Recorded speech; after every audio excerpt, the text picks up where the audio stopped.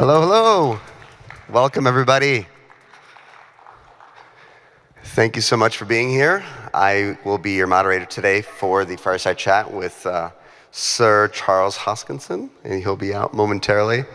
But you have to say this has been a great start to Consensus Festival Week. You know, there's a lot always going on, no matter what the market condition is. You know, bull, bear, neutral, anything in between. And so it's been an exciting time. And without further ado, let's welcome to the stage, Mr. Charles Hoskinson. Hi, everybody. Woo. Thank you very much, my friend. Good to see you. Great to see you again.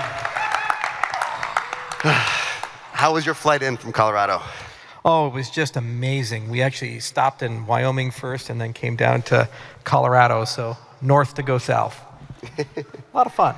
What made you do that? Oh, just a lark. Said, why not? Let's go to Wyoming. Nice. Love the bison. How you been? Good. You're looking doing good. well. You lost some weight. Oh, thank you, thank you. Yeah. Yourself as well? No, I've gained weight.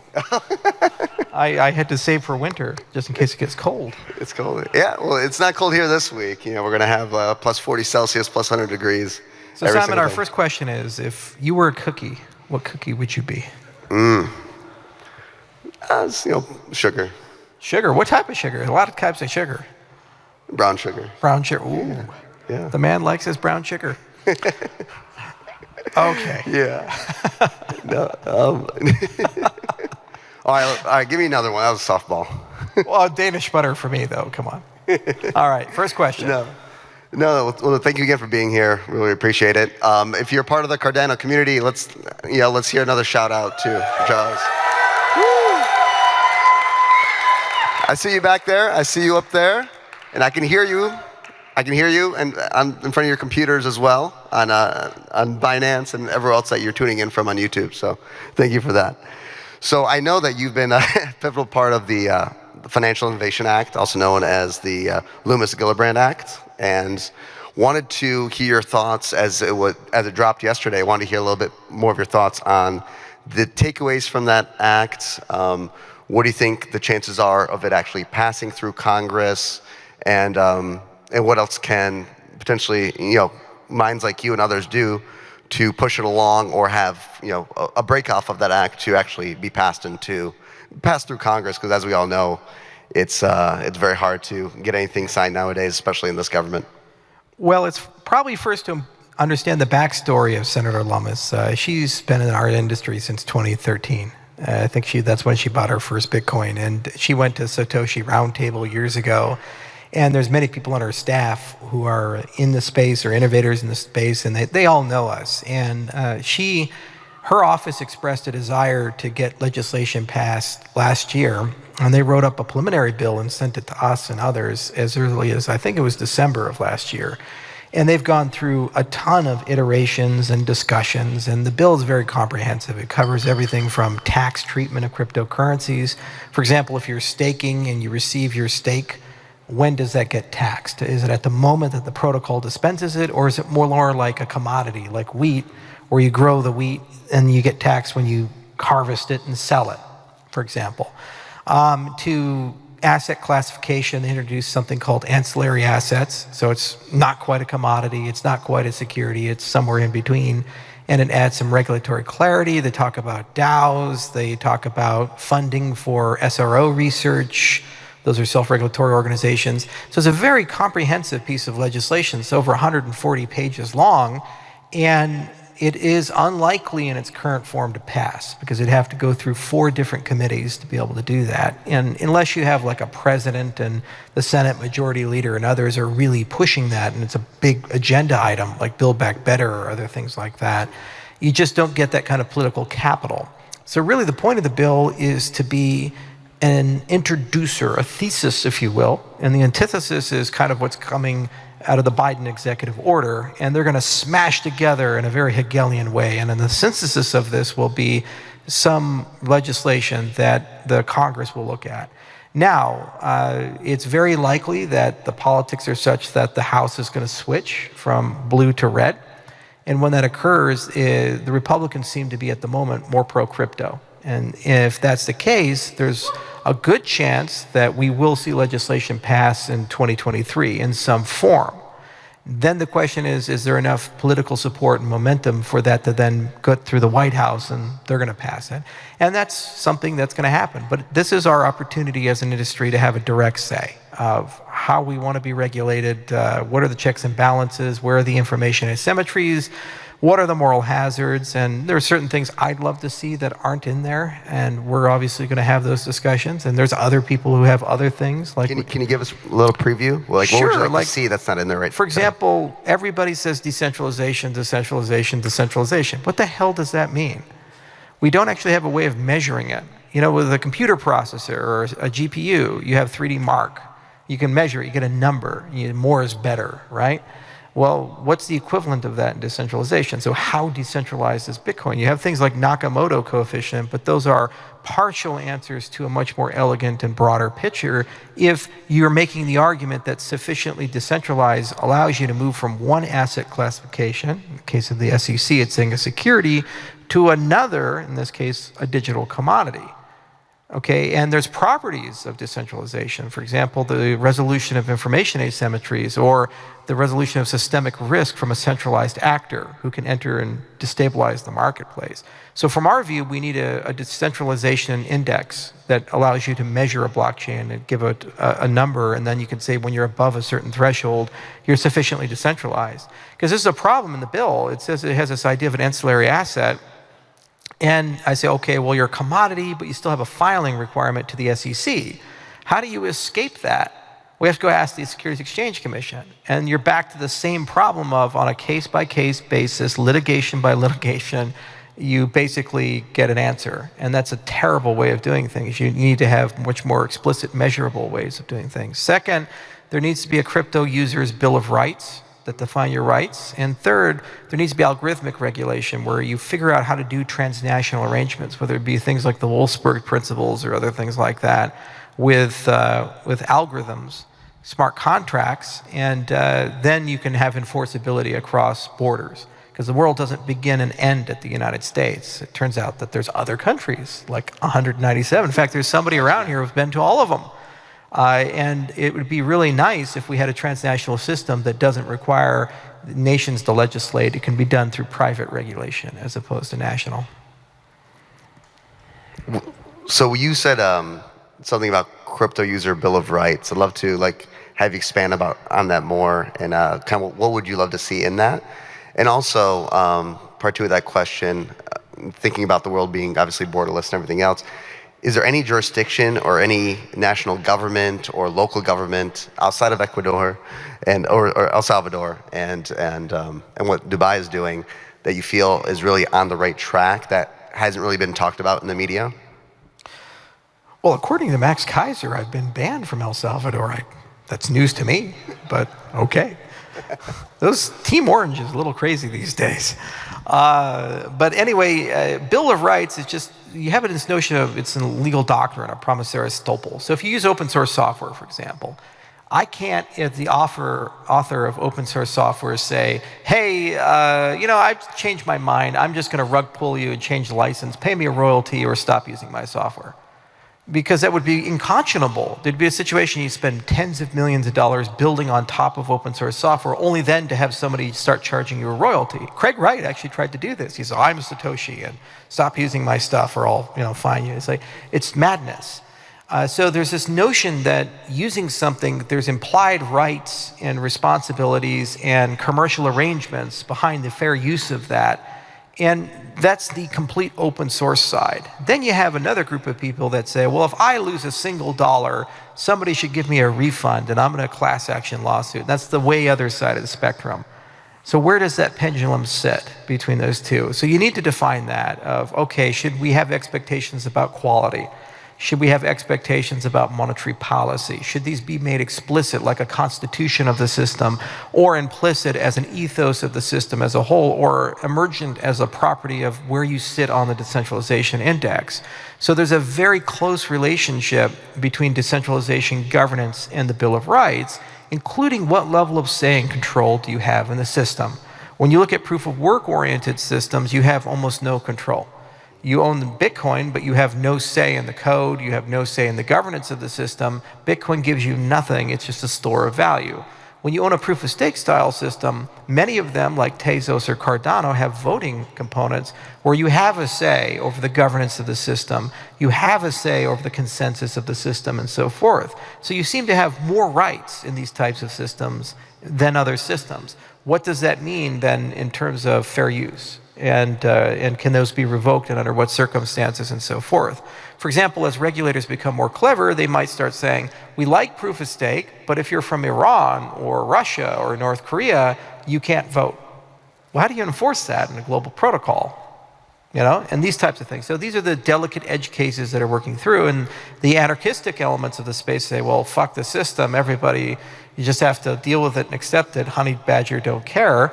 And other people say, well, no, we need to fit into a rules-based international order. We have to figure out a way to make this work. I think, again, it's going to be like that synthesis where they're going to argue for a bit and then find a fair compromise. And legislatively, that can be accomplished. It could be also accomplished through a self-regulatory process or just accomplished through standards like the internet was with TCP/IP.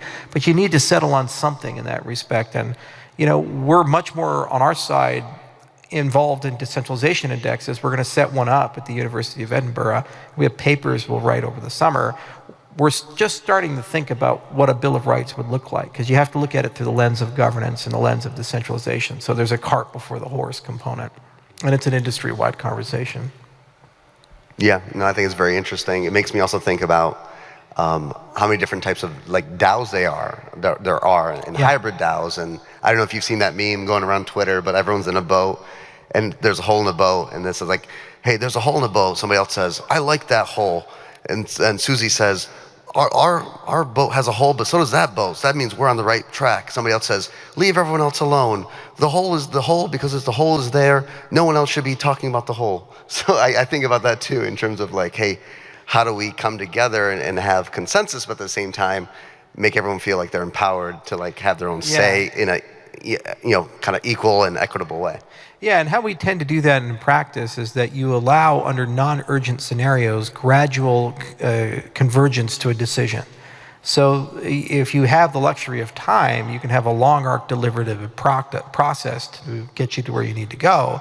If you don't have the liberty of time, then usually what you do is you anoint some group, usually small or an individual, to kind of lead you out of it. So in the case of a crisis like a hole in the boat, Bob gets to plug it. The Romans did this. They had 2 consuls and a senate, and they had kind of an underhouse, and we based our bicameral model in many respects on this. But they also had the notion of a dictator, like Cincinnatus was one, and Sulla was one. And they said, all right, you're in charge for a period of time, go win the war, go fight the thing, and then your powers will expire at some point. You have to be careful, because sometimes dictators disagree on the length of time, and that's actually where the word comes from. But a good governance system should have both properties in certain respects. If there's a crisis, there's the ability to ameliorate that in an orderly way. And if it's other concerns like fundamental rights or competitiveness or strategy, it may take years to converge. And that's okay. It depends on the use case of the system. If I'm building on it, I'd like to know that I'm not building on quicksand and it changes very slowly. One of the things that made the internet so successful is the internet doesn't change a lot. So people felt very comfortable betting on it rather than building competitive structures to change it. Because you're like, well, I can live with this, and I can build on top of this and build bespoke protocols and so forth. Whereas if the internet changed a lot, like the OSI model, for example, then you probably wouldn't end up, you wouldn't get where you need to go. You would be like, I'm not so sure. What version do I support? What do I do? Like, what if there was 26 versions of IPv? What would Cisco do? These type things. Yeah, no, that's fair. And speaking of numbers and building, I want to congratulate you on almost nearly surpassing 1,000 projects building simultaneously on Cardano. So, let's give it up. It's been announced, it's been in the news, and it's been updated. Congratulated the wrong guy. I didn't do it. They did. Well, they did it behind a fearless leader. I'm on the other side. I'm the spectator to that one. Actually, we have a community event tonight, and I said we'll get a few hundred people. 2,000 people have registered. And we got like 80 projects showing up. It's pretty crazy. Yeah. Anybody going there tonight? Yeah. Yeah. Okay. Yeah. All right. I'm glad some people like it. Fantastic. And then I read also, I believe it was in Cointelegraph, that over 100,000 new wallets were created alone in the month of March as well. So given the market conditions. Oh, it's great. You know, we're consistently in the top 5 of transaction volume, #1 for GitHub commits, 5 million assets issued on the chain, over 1,000 dApps deployed, and we're just getting started. You know, it's a lot of fun. 900 plus projects funded with Catalyst. The democratic elements of the chain are really waking up, and we're having deep and detailed conversations about the tail end of the roadmap, Basho and Voltaire. So the scale is coming rapidly, and at the same time, governance is really starting to shape up, and it's becoming a beautiful members-based ecosystem. So no pyramids, just circles. And that's a beautiful thing as well. So it exceeded my wildest expectations of what Cardano could achieve. And we did it all with principles, 140 papers and formal methods, never compromised on that. And I'm proud of that, especially as other things explode, which shall remain nameless, and other things look like the old Nintendo where you have to take it out, blow it, and put it in, you know, that thing. That also shall remain nameless. You guys know what I'm talking about. A little nostalgia. Yeah, and you know, everybody said those people were going to surpass us, and like the tortoise, we just stayed true to form, and little by little moved an inch a day, and it turned out we made some damn progress. Go figure. Yeah. Congratulations. So about, I think, just under or over 100 projects built on Cardano, about 1,000 in the pipeline, so it's a 10x to the current numbers, which is great. And then you have a big upcoming hard fork upgrade at the end of this month. I believe it's pronounced Vasil. Yeah, it's after Vasil Dobov, who's a good old friend of mine, and he recently passed away, and we thought it was a good tribute to kind of send him off that way. He planted over 10,000 trees throughout his lifetime. He was an amazing guy. He studied math, and he was just the nicest person you'd ever meet. We did the 2nd anniversary of Cardano in Bulgaria with him in Plovdiv. And we didn't have a big thing. We just went outside to the Ag University and planted a bunch of trees with them, the ginkgo trees. So it's a major update. Pipelining is coming. There's a lot of enhancements to the Plutus development experience. The D parameter is completely removed. So, you know, all those safety switches are turned off. It really does feel like the final finishing pieces in a very elegant initial foundation for Cardano, and it primes Cardano for mass scale, and it primes Cardano for all the really interesting governance conversations that are coming. There's a lot of people that are willing, capable, and ready to lead, and they're already doing it. They're building tons of great infrastructure. So the next 18 months are going to be just a wild magic carpet ride as those people rise up and they start accelerating. So our best days are definitely ahead of us. And the fact that this is going to be a seamless experience, knock on wood, you know, is a testimony to the upgradability of the system. The hard fork combinator has been great. We've done many hard forks as an ecosystem, and they've been incredibly smooth. You blink and you've missed it. You know, you don't have this, well, will they fork, will they not fork? It failed on the testnet, oh well, like certain other blockchains that shall remain nameless. Yeah, and when was the last hard fork? That was last year in, I think, October, November, maybe December. It was, I can't remember the exact time it went through. And, oh, actually, no, it was last year. It was the Alonzo hard fork that we did with smart contracts. That was September. And I think we did a small hard fork a little afterwards to kind of clean up a few things post Alonzo. So there might have been a December fork. I can't remember. But it shows you it's like it's just a thing. It's like an Android update, you know, these types of things. Nobody really thinks too much about it. It's not this catastrophic, oh God, will we be able to pull it off? You know, because upgradability was built into the system. Because no matter where you start, if you have the capacity to upgrade the system over time, you can absorb any feature or capability. This has a huge competitive advantage, and it just blows my mind that only a few chains really took this seriously, like Tezos did, and we did, and a few others did, but it's not a core feature of Bitcoin or Ethereum, nor is it in the Ethereum 2 roadmap. In fact, Vitalik has written the opposite. He said, oh, we can't do blockchain governance. That's a bad idea.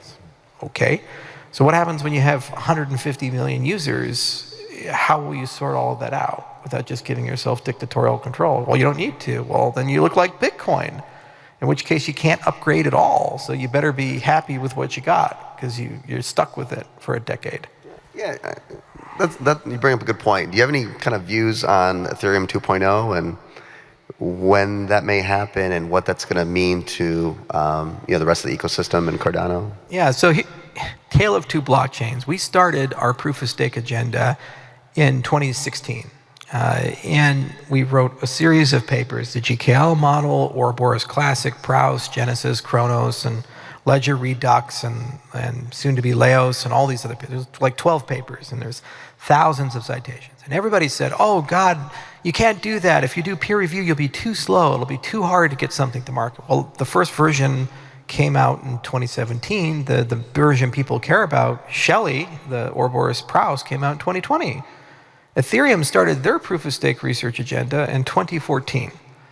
And they've been in the game longer, and they still have yet to roll it out, because it's really, really hard. And for the first half of the agenda, they said, we're going to be engineers, we don't need to write papers, we don't need to do any of these things.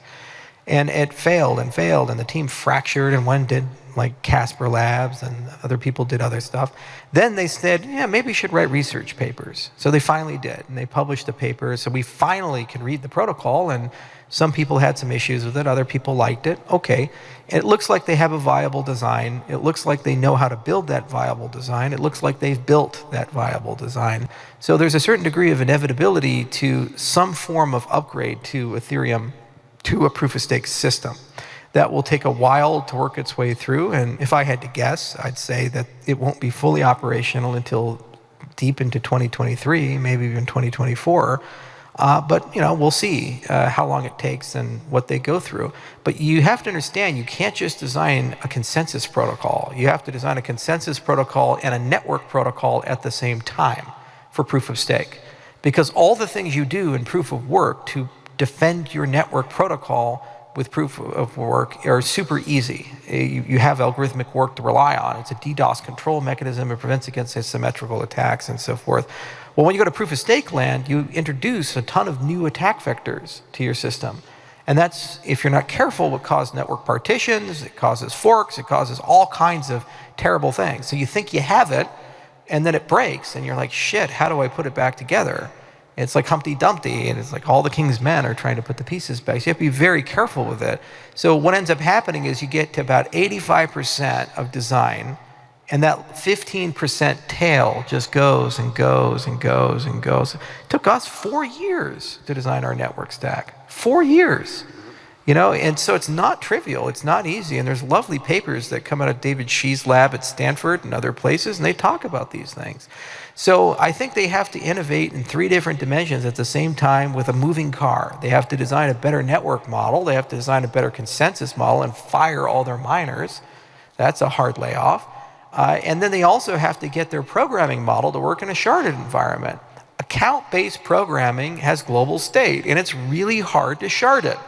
You have tons of availability concerns. You have deadlocks and all these things. This is why CSP exists and these other things exist, because parallelization of an account model is really hard to do in practice.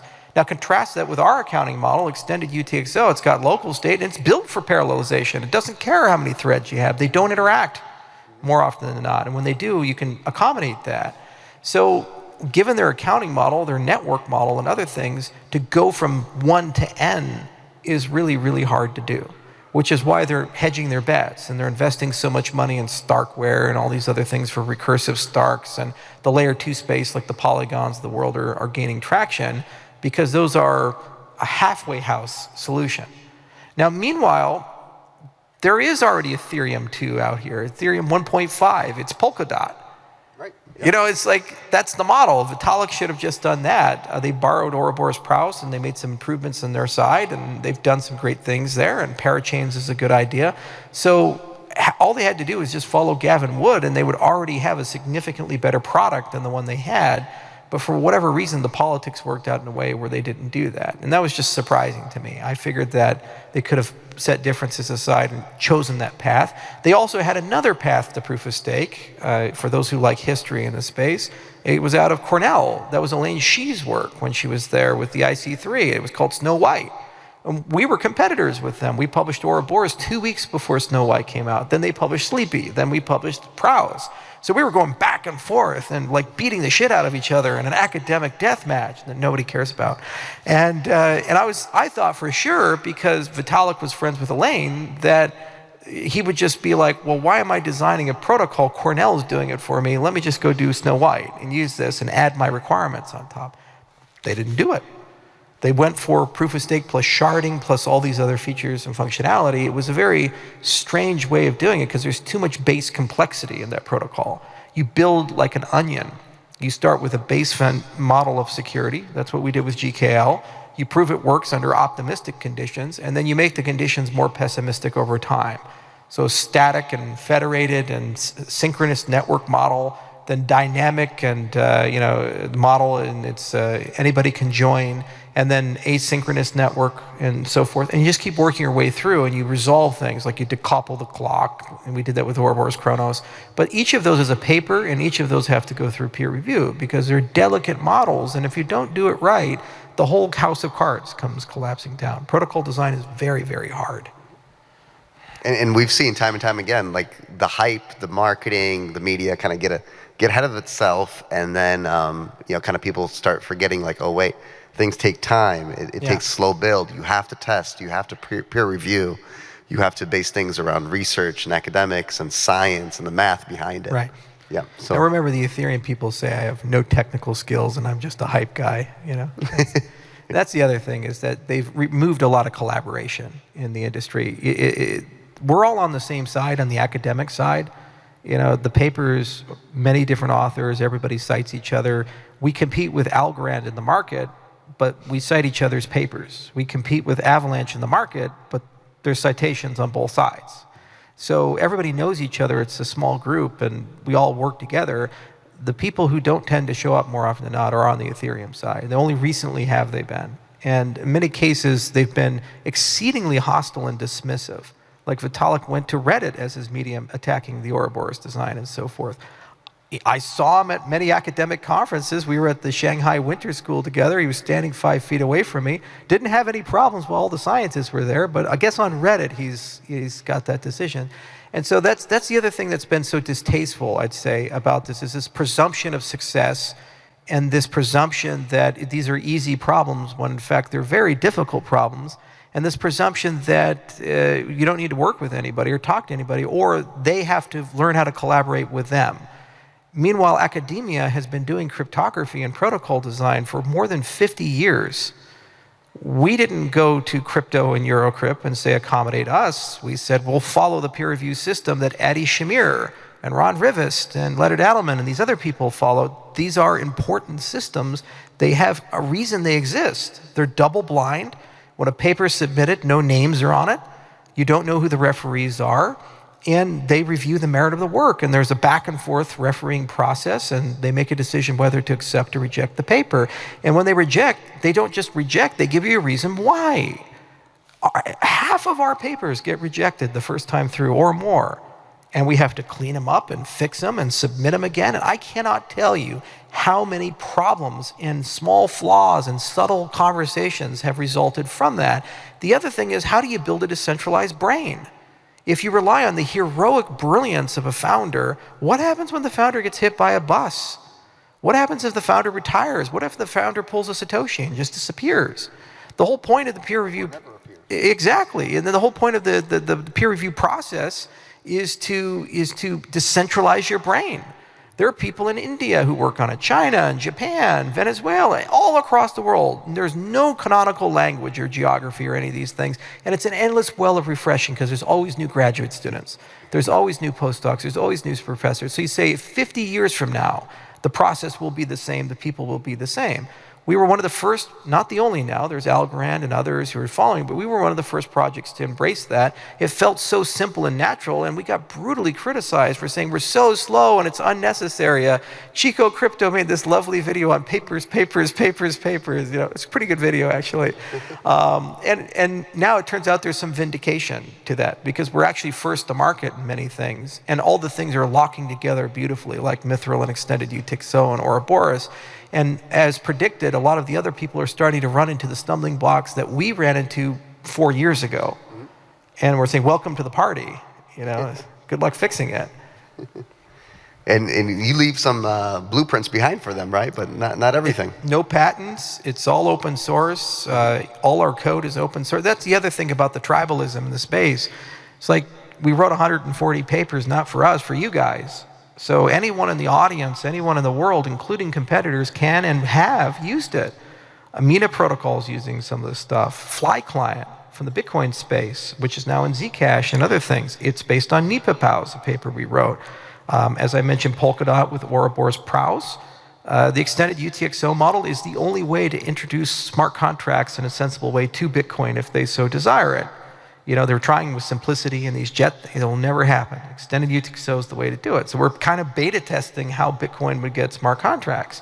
The sidechain protocols that we've developed, all these types of things. And again, it's all open source. Anybody can use it. Anybody can play around with it.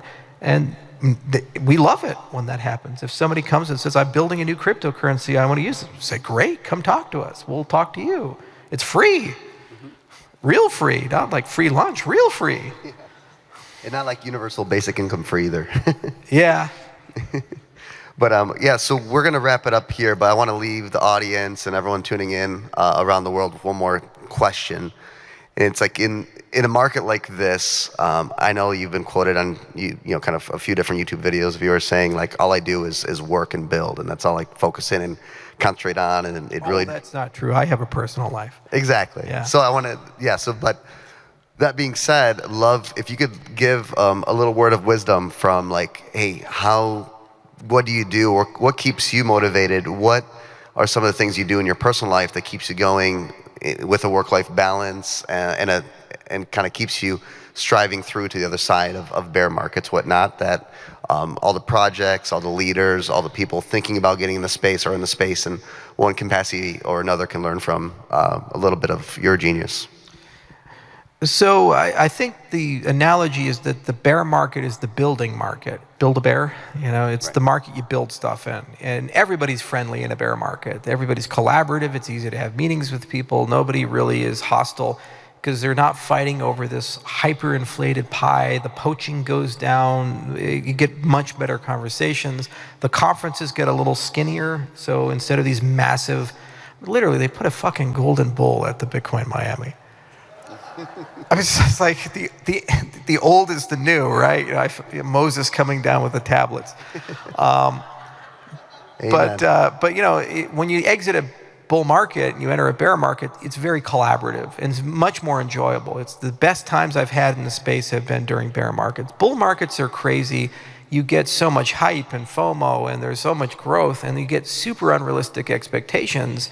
And then you get a lot of fair weather people that show up that don't care at all about the principles, the mission, the values, the technology, adoption. It's just all about get rich quick, you know. And so it's an irritant because they get in the way of collaboration, and they get in the way of progress and adoption, and they don't want to have a conversation about technological things. They want to have a conversation about high yields and these types of things.